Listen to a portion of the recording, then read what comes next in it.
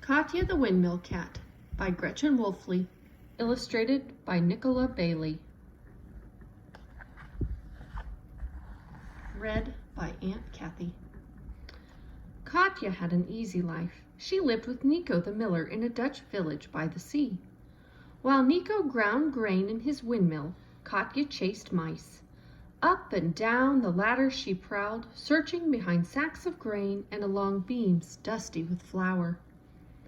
"Every miller needs a cat like Katje," Nico told the villagers who came to buy his flour. At night, Katje slept on a soft pillow beside Nico. On Sundays, they walked along the dike that protected the village from the sea. Katje chased seagulls. Nico watched for storms.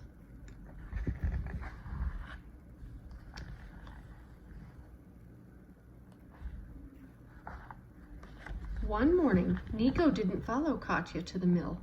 He put on his best suit and walked to town.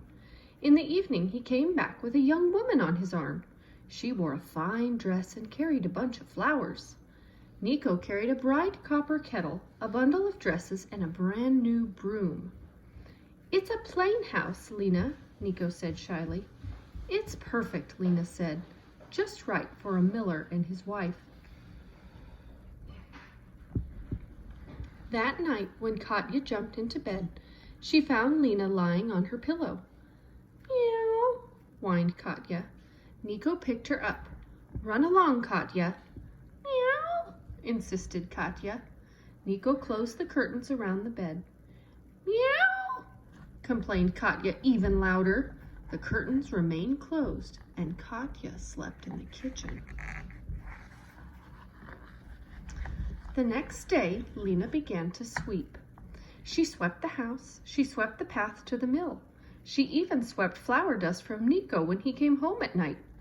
"Take off your wooden shoes before you walk in the house," Lena scolded. Nico stepped out of his shoes and kissed her. He left a big white smudge on her cheek. Katje crept past them. She wouldn't let Lena sweep her. But Katje left a trail of white paw prints, and Lena saw them. "Shoo, Katje," she cried. "You're too dusty." Life wasn't easy anymore.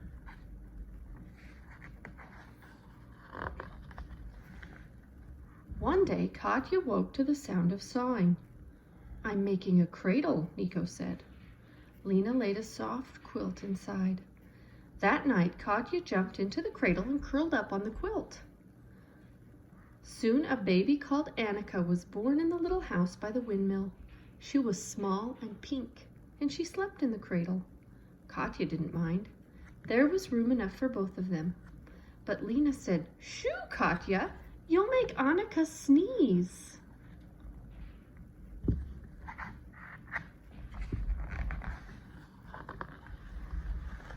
Katje played with Annika when Lena wasn't looking. Katje batted the ribbons on the cradle. Annika waved her arms. Katje wriggled under the quilt. Annika kicked her legs. Katje jumped from side to side and set the cradle rocking. Annika giggled and Katje meowed. This was more fun than chasing mice. But when Lena heard them, she said, "Shoo, Katje, you'll tip over the cradle." Katje walked across the room and stopped by the door. Lena didn't call her back. So Katje left the house and moved into the windmill.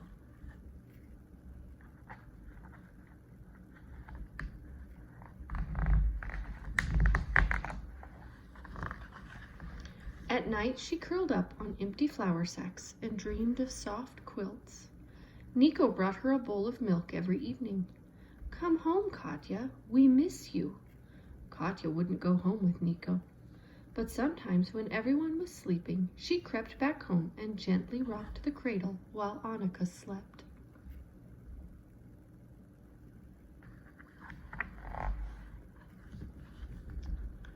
One afternoon, dark clouds gathered overhead. The wind howled and rain pounded against the windmill.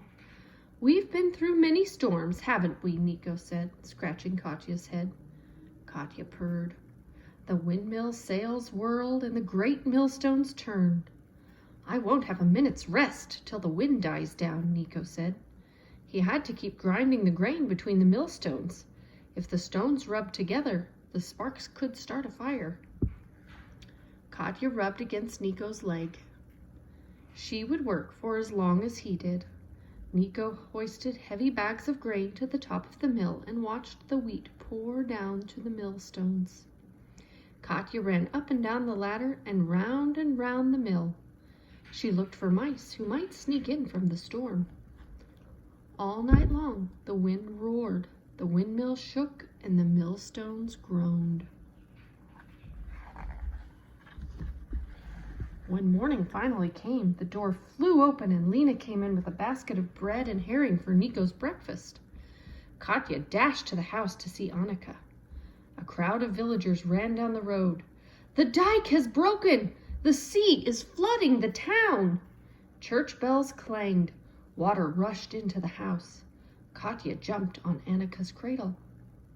Lena and Nico waded out of the mill as the cradle swept out of the house. "Annika!" cried Lena. "I'll get the boat!" yelled Nico. Katja and Annika raced through the flooded streets. Furniture, wagons, and even houses swirled by. Some villagers stood on rooftops. Others climbed up the dike. "There's a cradle! I pray there's no baby in it. It's sure to capsize." A wagon wheel whirled past and sent the cradle spinning.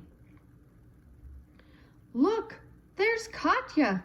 It's Annika's cradle!" The cradle tipped back and forth, but Katja jumped from side to side and kept Annika safe.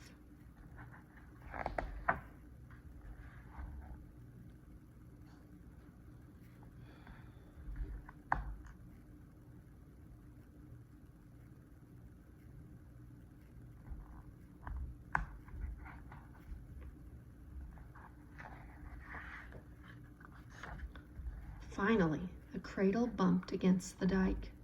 The boat bumped next to it. "Dear Annika!" cried Nico as he plucked her from the cradle.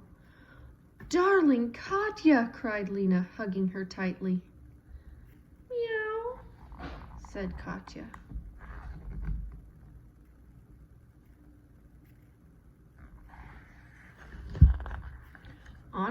Annika soon grew too big for her cradle, so Katja slept there on a soft quilt that Lena made just for her.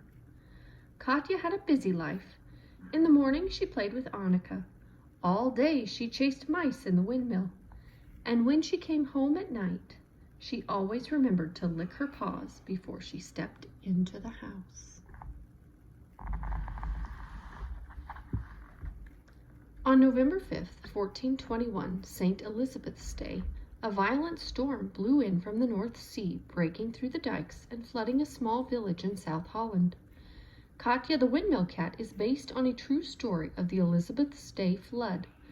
A cat and a little baby did live through that terrible flood. After the storm, the villagers built a bigger, stronger dike to hold back the sea. They moved their houses and the windmill to the top of the dike so the village would never be flooded again. The villagers named the new dike the Kinderdijk, which means children's dike in Dutch, to honor the baby who was saved by the brave cat. Today, 19 windmills line the Kinderdijk. Visitors can ride down the canal alongside the windmills and go inside to see how they work.